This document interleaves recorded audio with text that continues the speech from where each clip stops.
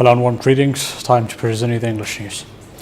The commander of NATO's Train Advice Assist Commander Air Brigadier General Philip Stewart has said that the Afghan Air Force to triple in size over the next 5 years as a force or underway to bolster the capabilities of Afghan national defense and security forces.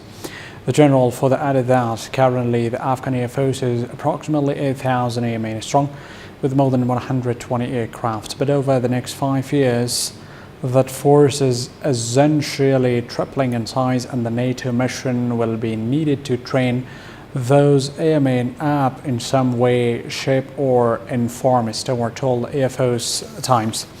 There comes a time when they can do it on their own, but there is still value added to help them do it better, he added.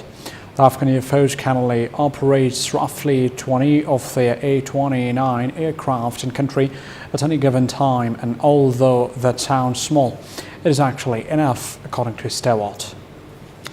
The Islamic State of Iraq and Syria Khorasan terrorist group has claimed responsibility for the attack on the religious scholars in Kabul. The group issued a statement online after the attack left several people dead or wounded at the end of the religious scholars gathering in Kabul. The group called the religious scholars as tyrant clerics and say the attack was carried out as they had gathered in a meeting in Kabul. This comes as the Taliban group had earlier rejected their involvement in the attack. The Kabul police officials are saying that the attack took place at around 11:30 local time on Monday, as the religious clerics were leaving the Loya Jarghi camp where the gathering had taken place.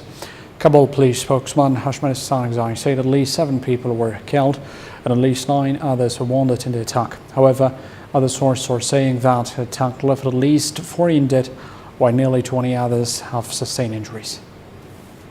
The United Nations continues to stand with all Afghans in solidarity and remain committed, along with the broader international community, to an Afghan-led peace process that will end the war, even envoy in Afghanistan said in a statement on Monday's the attack against a gathering of religious scholars. The attack against a group of religious leaders peacefully gathered in Kabul to issue a joint declaration that would contribute to a safer and more secure Afghanistan is totally unacceptable. He added that, "I am outraged by this attack and condemn it. I continue to be outraged at those extremist groups seeking to derail a force made in the interest of peace." The group of scholars gathered on Monday was seeking to make headway and provide appropriate guidance against extremist forces directly targeting civilians.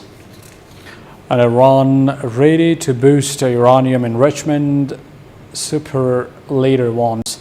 "Our enemies will never be able to halt our nuclear progress," says Iran leader, who also rejects calls to curb Tehran's missile program or influence in the Middle East. German Chancellor condemns Khamenei tweet calling Israel a cancerous tumor.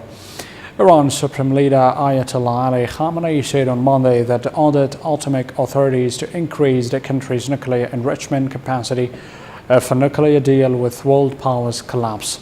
The remarks come nearly a month after US President Donald Trump announced US withdrawal from the landmark agreement struck by his predecessor, Barack Obama, and world leaders with Iran in 2015.